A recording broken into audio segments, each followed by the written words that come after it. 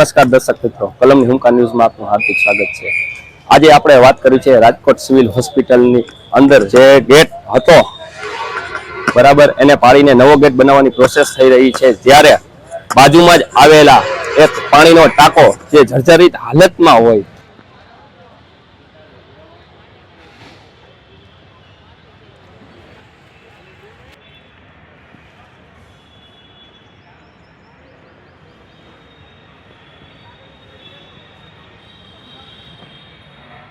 ત્યાંથી પાણી ટપકી રહ્યું હોય સતત ઘણો સમય થયા બરાબર, એ તંત્રને ધ્યાનમાં નથી આવી રહ્યું। જસવંત ભટ્ટી। જસવંતભાઈ, આપ અહીંયા સિવિલમાં કેટલો સમયથી આવું જવું કરી રહ્યા છો? અહીંયા સિવિલમાં હું અંદાજિત 3-4 મહિનાથી અવર જવર કરું છું। 3-4 દિવસ થયા બરાબર।